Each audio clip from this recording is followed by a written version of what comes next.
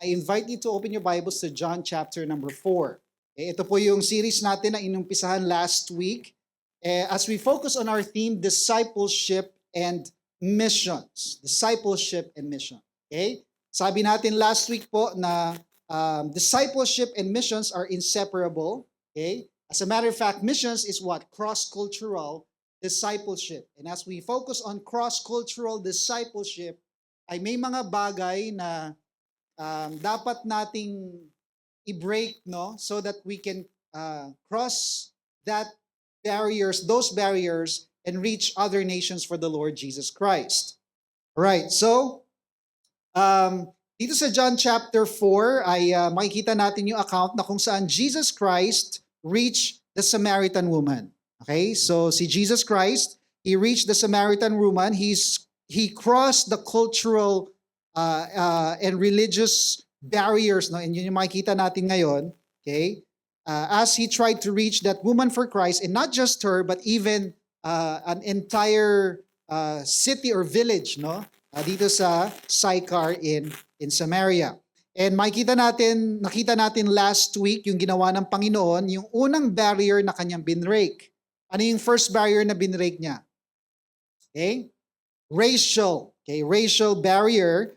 How did he do that? By embracing the inconvenience, intentionally meeting the Samaritan woman at noon, no, in the middle of the day, doon sa well ni Jacob. And then he tried to engage into an interaction, initiated that with the Samaritan woman as he intentionally esteemed her by asking her to serve him a drink. So these are some of the principles that we have learned from last week based on the initial interaction with of the Lord Jesus Christ with the Samaritan woman. And paalala sa atin na ang Great Commission is all about reaching the nations for Christ. Ibig sabihin, dapat bilang isang Kristiyano and as a church as well, ay hindi lang yung kapwa natin ang nire-reach natin sa Panginoon. Dapat intentional din tayo that we reach other nations for the Lord Jesus Christ. Because when diversity, remember, is unified in worship, what happens? God gets more glory. God gets glory every time we gather together in worship. Okay? Pero kung iba't ibang nations, diversity, being united as one body in worship, God gets more glory. Okay? So that ang desire natin is what? As we worship together, no, God would get more glory, not just from us, but through our unity in our diversity. According to an article on the 9Marks website entitled "Rethinking Homogeneity: The Biblical Case for Multi-Ethnic Churches," sabi dito, the glory of Christ is seen most vividly when outsiders observe the cross-shaped and cross-cultured love and unity that believers from varying backgrounds share with one another. So, yung mga nasa labas, unbelievers, are what? Observing us. And pag nakikita nila na iba-iba tayo, iba-ibang background, iba-ibang cultures, although pag Filipino, iba't-iba rin ang background natin, di ba? Iba ang background ng mga Bisaya, iba ang background ng mga Ilocano, iba ang background ng mga Italiano. Ita sa Ilocano, magkasama, di ba? So, sa Philippines, may mga different nations or people groups tayo, no? So when they are united in worship, God gets more glory. Much more kapag iba't ibang cultures talaga, no? Iba't ibang lahi, no? When people from outside would see us and observe us and look at us, when we are united and in faith and in love, ay anong mangyari? We become a good testimony and witness sa kanila. Kaya ang prayer natin, of course, as a church, we pray for unity. Okay? We want to preserve the unity of the Spirit in the bond of peace, sabi ni Apostle Paul sa Ephesians chapter number 4. No? Na yan yung unang-unang inaatake ng kaaway. Okay? That's the strategy of the enemy. He wants to disrupt the peace within the church. Bakit? Kasi when peace is disrupted, unity is disrupted, ano mangyari? walang glory na kukuha ang Panginoon. Kaya anong sasabihin ng mga tagalabas? Bakit ako sasama sa'yo? Kayo nga hindi kayo magkasundo-sundo. Kayo nga nagba-backbiting. Kayo nga ganto, di ba? Why would I be a part of that church?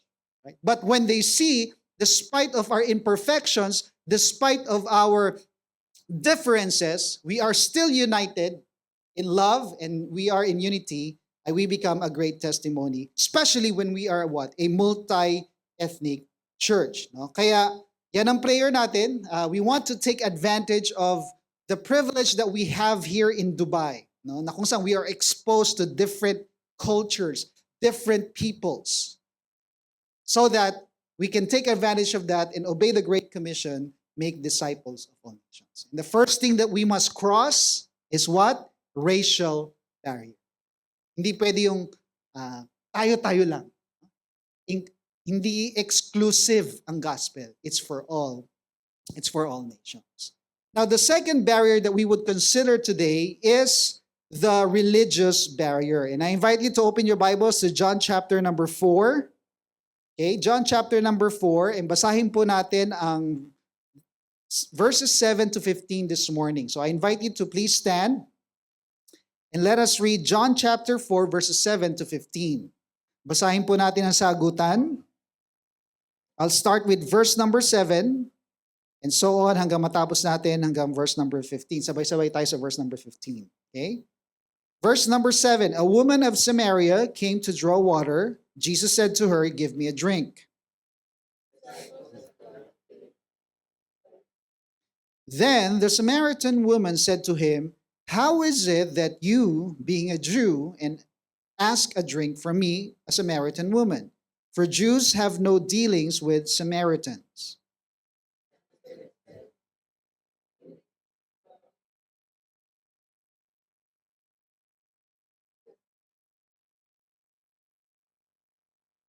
The woman said to him, "Sir, you have nothing to draw with, and the well is deep. Where then do you get that living water?"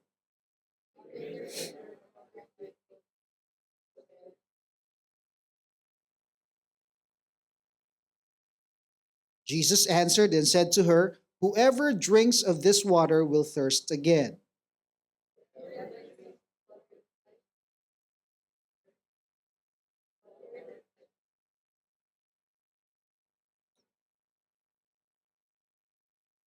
Altogether, the woman said to him, "Sir, give me this water that I may not thirst nor come here to draw." May the Lord add blessing to the reading of His word. Manalangin po tayo.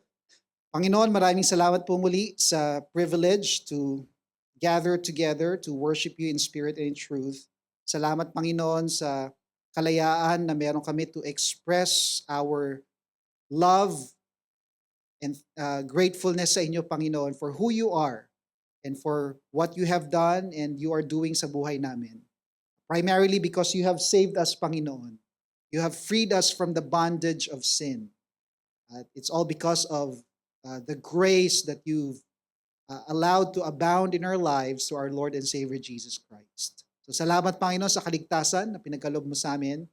And dalangin namin, Panginoon, na as we enjoy this privilege of communing with you, na ngayong umagang ito ay sa aming pag-aaral, mangusap ka po sa aming Panginoon.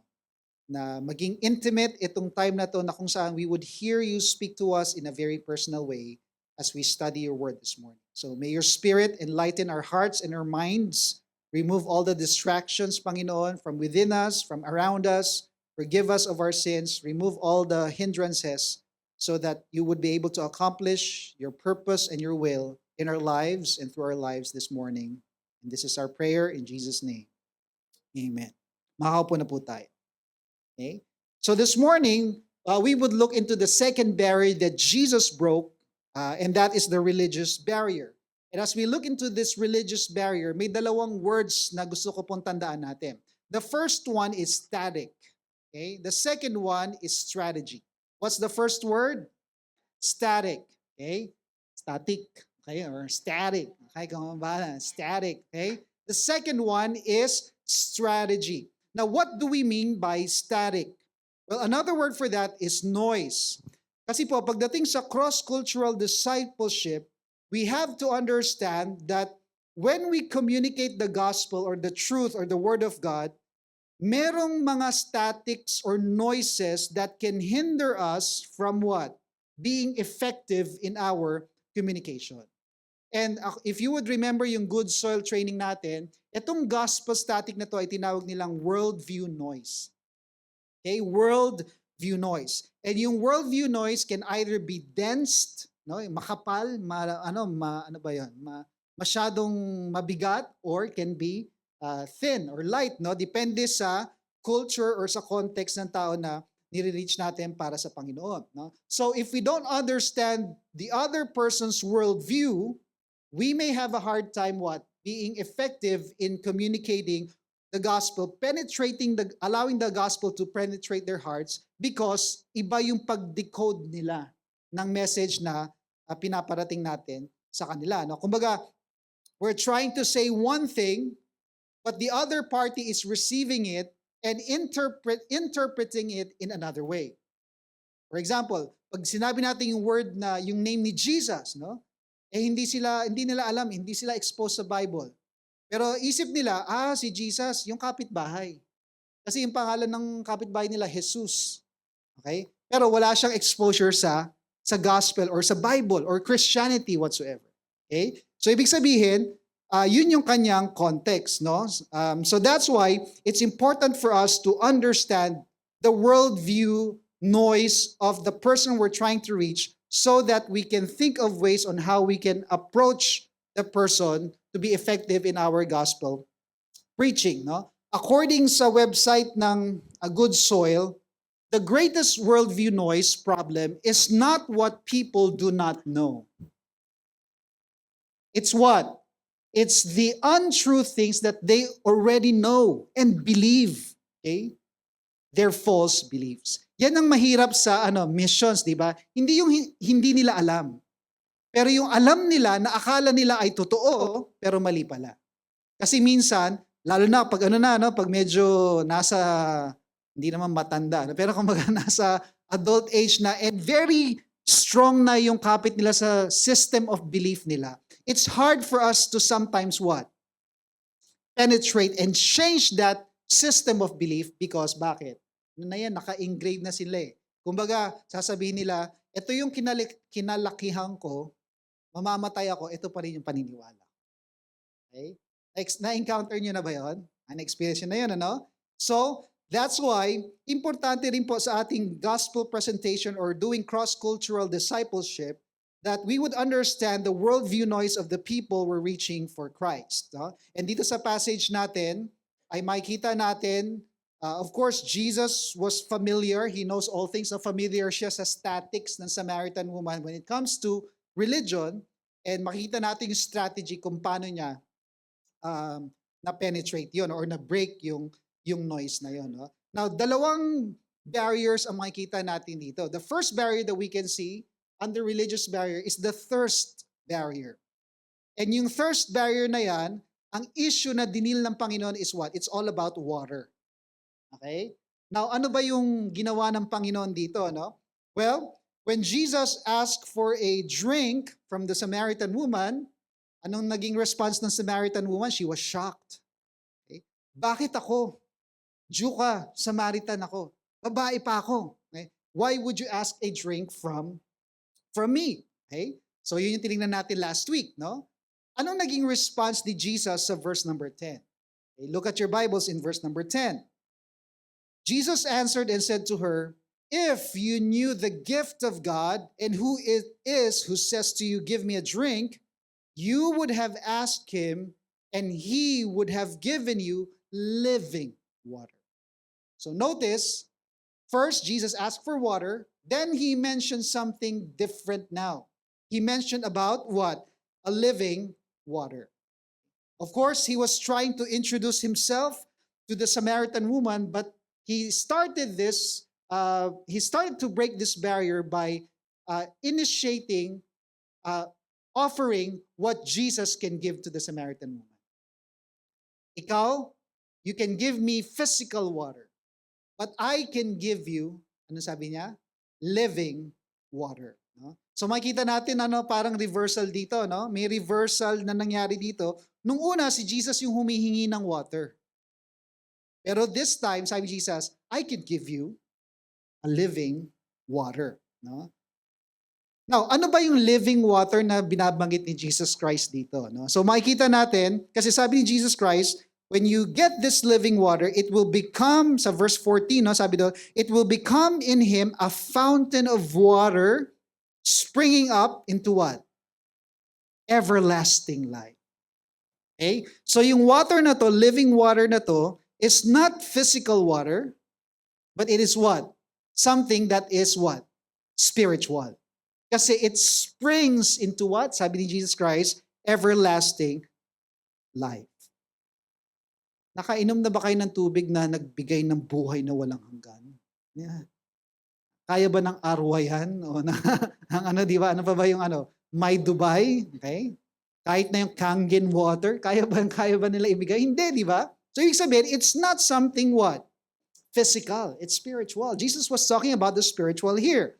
Now, what is living water? Well, if you go to John chapter 7, open your Bibles to John chapter 7, verses 37 to 39, Jesus mentioned about the living water here once again, and he specifically said what, or referred to it, or to him, no? Specifically, itong living water na to. Sabi ni Jesus Christ, on the last day, that great day of the feast, Jesus stood and cried out saying, if anyone thirsts, let him come to me and drink. He who believes in me, as the scripture has said, out of his heart will flow rivers of living water. Nabanggit niya ulit yan, no? But this, in-explain ni John, verse 39, but this he spoke concerning what? The Spirit. The Holy Spirit, whom those believing in him would receive.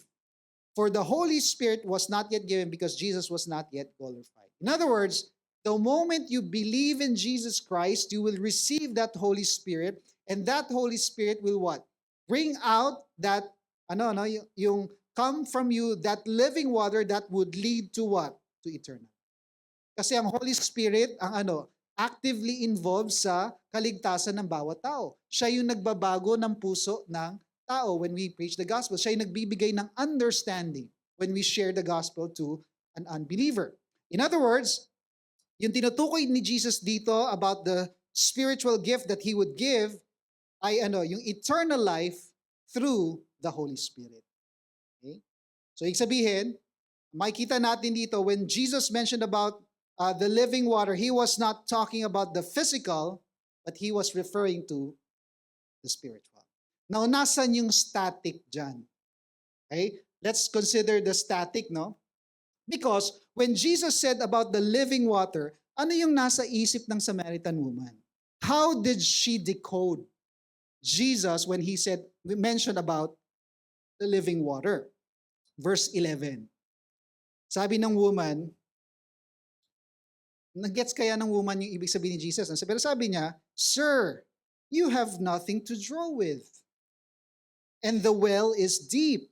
Where then do you get that living water? Are you greater than our father Jacob, who gave us this well and drank from it himself, as well as his sons and his livestock? Nagets kaya ng woman initially? Hindi, no? Because, of course, Jesus was speaking about the physical, the spiritual, but the Samaritan woman was still thinking about the what? Physical water. Okay? Bakit? Kasi itong well na to, yung Jacob's well, was producing spring water. So, ibig sabihin, pag spring water, medyo, masarap. No? Nakatikim na ba kayo ng tubig mula sa bundok o bukal? Okay? May pinainom sa amin tubig. Kasi nag-basketball tour kami sa BBSI, no? May pinainom sa amin na tubig. Sabi ko, nung uminom kami, sabi, wow, ang sarap ng tubig na to, kakaiba. Parang malinamnam, na malamig na, hindi mo ma-explain eh. Parang lumulutang kami. No? Could this be the living water? No? Pero iba, no? So marahil ganun yung well ni Jacob, no? Kasi spring water siya. Kaya and yung well na yon, it's believed to be the well that Jacob himself dug. So ibig sabihin, 4,000 years old na yung well na yon, as early as Genesis. And for about 4,000 years, that well has been serving many generations of what? Spring, good water. Kaya ang isip ng woman, sabi niya, physical pa rin, kasi sabi niya, are you greater than Jacob? What kind of well and water do you have? Na kung saan ito, 4,000 years na to. No? And good quality water yung nabibigay sa amin. So yung water mo ba ay mas refreshing, mas and mas maganda? What kind of well do you have? What kind of water do you have? Where do you get that kind of water? So ang isip pa rin ng woman ay nasa physical water, no? And that's where Jesus shifted from the physical to the spiritual. Because in verses 13 and 14, anong sagot ni Jesus Christ sa verse 13 and 14? Sabi niya, Jesus answered and said to her, whoever drinks of this water will what? Thirst again. Mauuhaw ulit. Huh? Okay. And that's physical, no? But whoever drinks of the water that I shall give him will never thirst.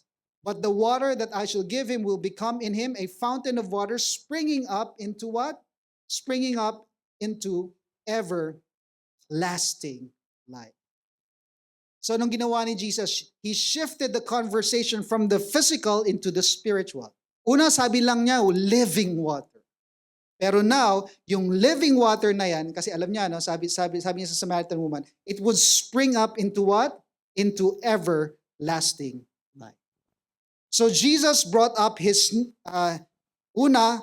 he showed his need for physical water by asking the woman for water, no? But in that process, he exposed the need of the woman of true spiritual water, no? Na kung saan only Jesus can give through the Holy Spirit. At yung water na yun, very clear, sabi ni Jesus Christ, it would satisfy her soul, her quenching soul, and her greatest need, which is not physical, but spiritual. Okay? And here's the principle that we can see here that I would like for us to remember when we get involved in missions or discipleship or cross-cultural discipleship. In missions, always remember that man, hindi ibig sabihin lalaki lang, ibig sabihin, bawat tao, what? Is seriously seeking what? Spiritual satisfaction. Always remember this, that every person in this world is seeking for what? Satisfaction. Hindi lamang physical, but above all, spiritual. Bakit? Remember what Blaise Pascal said? There is a what? God-shaped vacuum in the heart of every man. There's a God-shaped vacuum in everyone, which cannot be filled by any created thing, but only by God, the Creator, made known through the Lord Jesus Christ. So since we are created in the image of God, it means na may place sa atin deep within us na only God Himself can fill. And the moment that is filled by God, we would be satisfied. Okay? Pero, of course, because of sin, ay na empty yung space na yun. Kaya may vacuum That unless God would fill that, every person, every sinner would what? Would feel empty. Because it is only God who can give that true peace and satisfaction sa buhay ng isang tao. Right? And if you would look around us, every religion, talking about religious barrier, every religion would try to offer that this or that we can provide you the way so that this God-shaped vacuum would be filled. Pero ano makikita natin? Pag tinignan natin, every other religion focuses on what? What we do. Or what we must do. Pero if you would compare it to Christianity, Christianity is the only religious belief system that says this is what God did. What you have to do is to believe and receive what God did through our Lord and Savior Jesus Christ. Makikita natin dito na ang primary focus ng other religions, all of these religions ay what? Good works. What people must do in order to be right with God, to be spiritually enlightened, or to earn God's favor. And the problem is this is what? We cannot do this perfectly. Kaya nga sabi sa Romans 8, sa devotion kanina, yung law actually, okay, it exposes our what? Imperfection. Because we cannot fully obey or complete the law.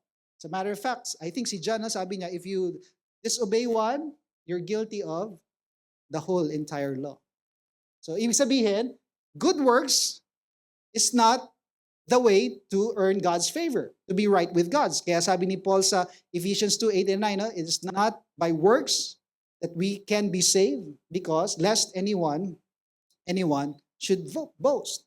So, ibig sabihin, although they try to give a solution, but yung God-shaped vacuum sa bawat tao ay would never be satisfied by any religion. Okay? It can only be satisfied not through religion, but through a what? Relationship with Jesus Christ. Because we know that it is only through Christ that our sins can be forgiven, that we can be righteous before God, and we could experience eternal. All religions, sabi ko kanina, they say do this. But in Christianity, God already did it in Jesus Christ. All we need to do is to believe in Him and receive His gift of salvation. And this leads us to the second barrier, connected siya. No? So una yung physical to spiritual, dapat na-break yon. And then nung na-break yon, naging conscious yung Samaritan woman about the spiritual. Ang next issue na na-raise niya has something to do with the temple. And ang pinaka-issue dyan is what? Worship. Okay, yung worship. So kanina, thirst, water. Ngayon, yung temple, which is worship. No? Because the moment Jesus shifted the conversation from physical to spiritual, okay, it turned into what? The core beliefs na ng woman. Okay? Look at verse 21 and 20 to 24. Jesus said to her, "Woman, believe me," na question ng woman, no, na about yung sino ba ang tama? Kayo sinasabi nyo na kayo yung totoo at dito yung place of worship. Kami, ito yung paniniwala namin dito sa Gerizim, no? Sabi ng woman. Pero ang sagot ni Jesus Christ, sabi diyan, 21 to 24, "Woman, believe me, the hour is coming when you will neither on this mountain nor in Jerusalem worship the Father. You worship what you do not know. We know what we worship. For salvation is of the Jews. But the hour is coming and now is when true worshipers will worship the Father in spirit and in truth. For the Father is seeking such to worship Him. God is spirit, and those who worship Him must worship Him in spirit and in truth." So at this point, the Samaritan woman raised the issue of worship. Of course, yung worship na yan, medyo geographical kasi it involves the place. Saan ba talaga? Sa Jerusalem o sa Gerizim, no? And then also yung theological, because the Samaritans believe that God has designed Mount Gerizim as the holy site for sacrifice and worship. Based yan sa kanila, may sariling version sila ng Torah, no? Yung first 5 books ng Old Testament. On the other hand, yung mga Jews naman, they believe that Mount Zion or yung Temple Mount in Jerusalem is the place of true worship and sacrifice based on the location of the temple that was built by King Solomon, no? So makikita natin may tension between the two systems of belief, no? When it comes to the practice and the place of worship. Anong mapapansin niyo sa kanilang dalawa? Sa Jews at sa Samaritans. Both of them believe that they're the true religion. Tama? The Samaritans believe, kami ang tama. Ito yung na-preserve namin yung Torah. Okay? Yun yung fina-follow namin. Sabi naman Diyos, hindi, kami yung ang totoo, no? Kayo, mga half-breed nga kayo. You intermarried and then at the same time you welcome paganism. Pero at the same time, when you look into the Jews, ganun din naman ang ginawa nila. Okay? Kaya nga pinarusahan sila ng Panginoon, no? So, may conflict, but we can see here that both of them would claim that they're the legitimate worshipers of God. Both in place and both in practice, no? Now, of course, we will look into the other details of this next time as we continue in the series, no? Pero let's consider the static here, no? When it comes to the Samaritan woman. So both of them believed that they were in the truth. The Samaritans believed that they were the true worshipers and not the Jews, and then vice versa, no? And kung makikita natin, this is not just true to the Samaritans and to the Jews, but this is true to everyone around us. Diba? That all people, saan man, anumang paniniwala yan, anumang religious belief yan, generally speaking, every person thinks that his or her religion is the true religion. Okay? Tama? Of course, tayo, naniniwala tayo na tayo yung tama.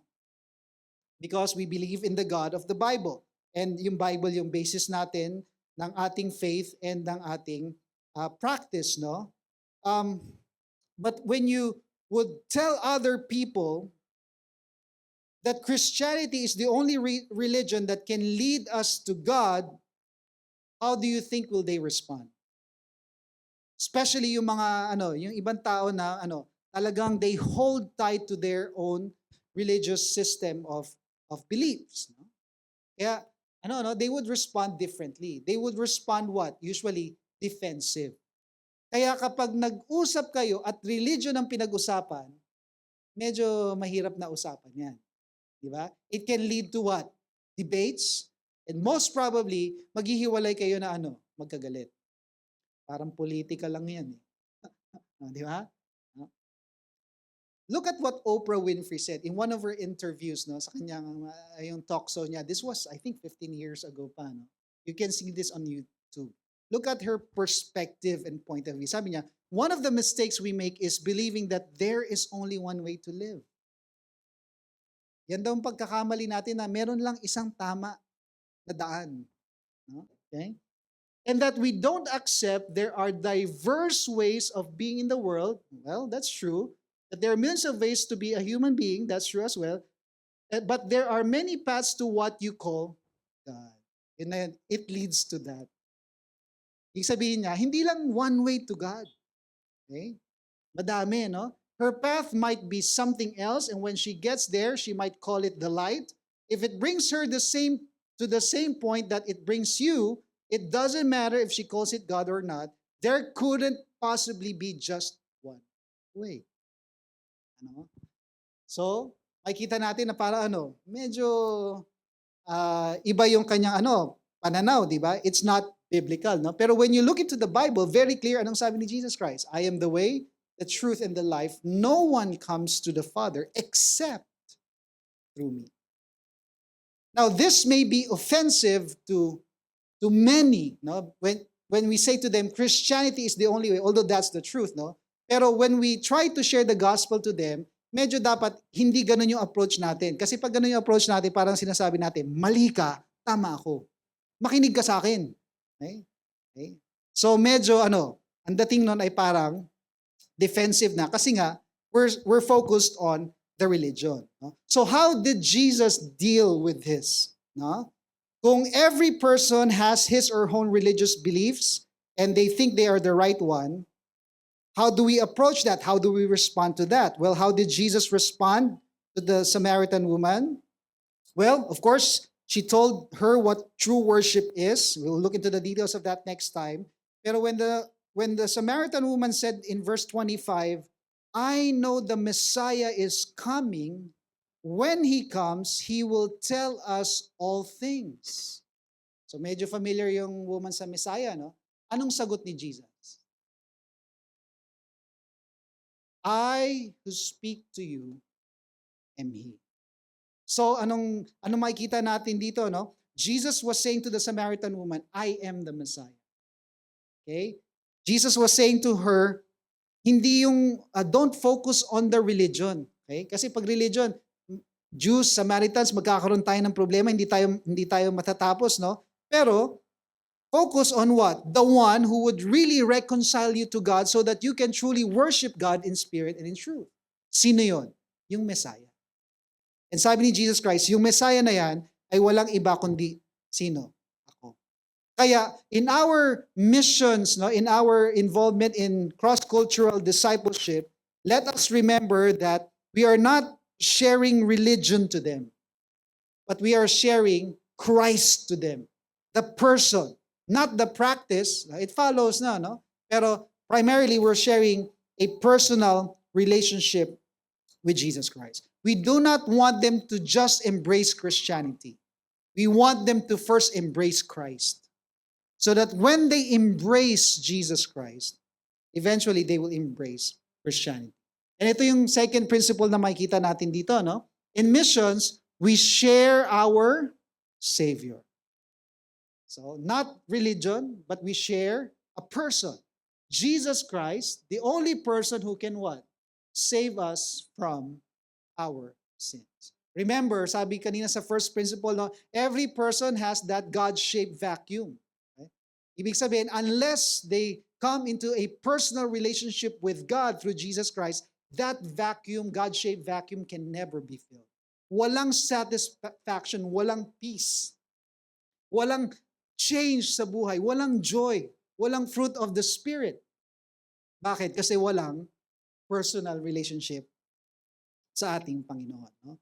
So, yes, we share what Christianity is all about because when you look into it, Christianity really is all about Christ.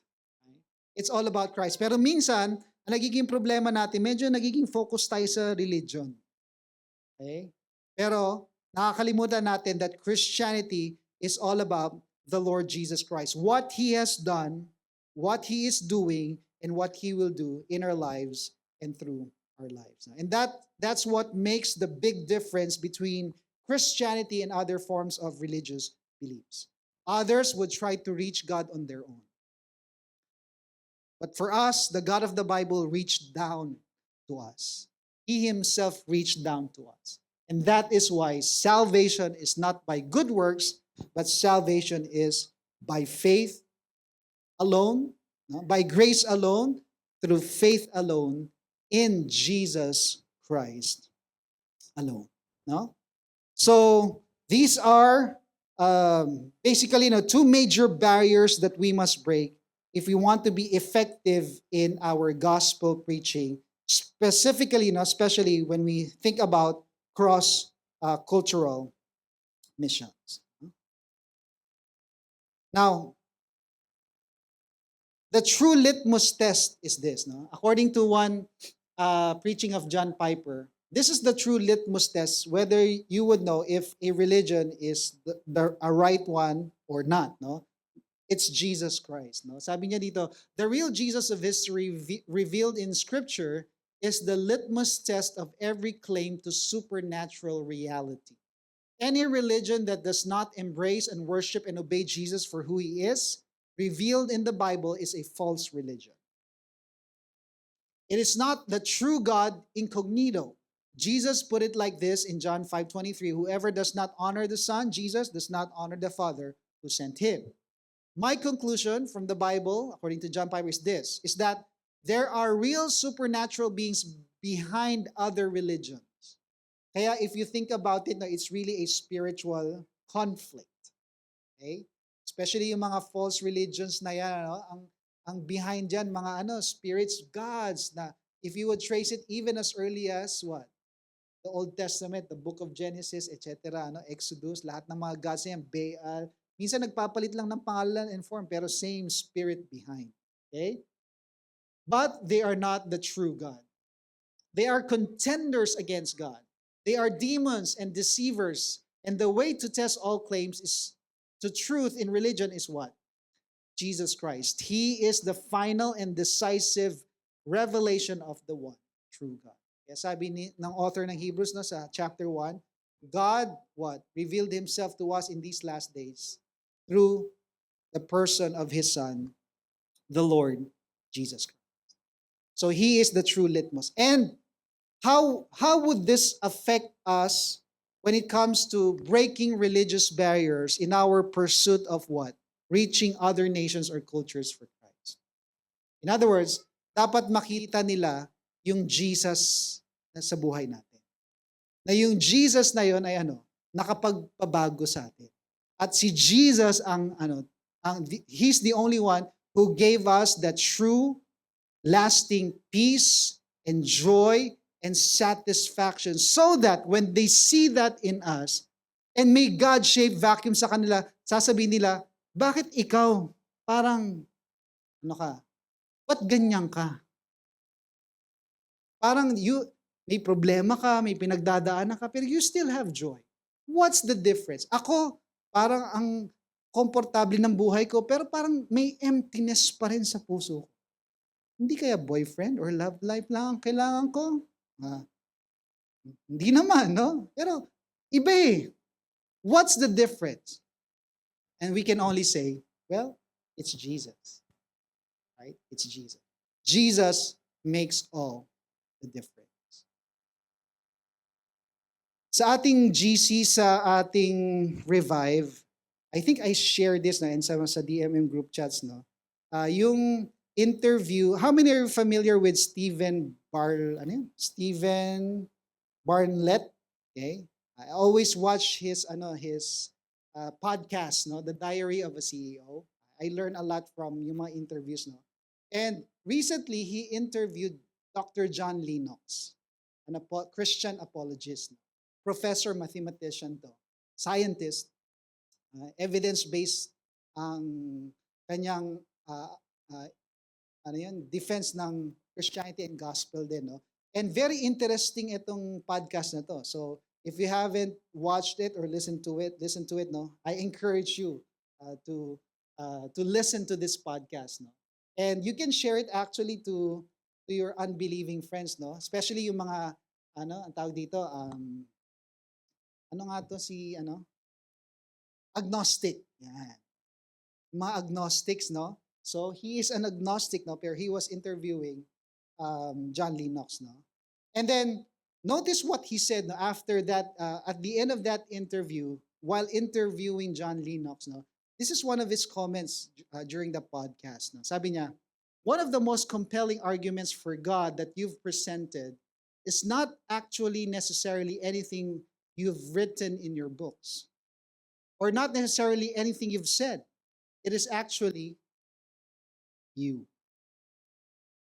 You are the one. And you have a certain what? Peace and contentment that I rarely see in people that I interview. So when he tried to talk to John Lennox, napansin niya, may kakaiba sa iyo eh. And he noticed that. But I often see, I interview, but I often see, and I've almost always seen in the Christians that I've interviewed.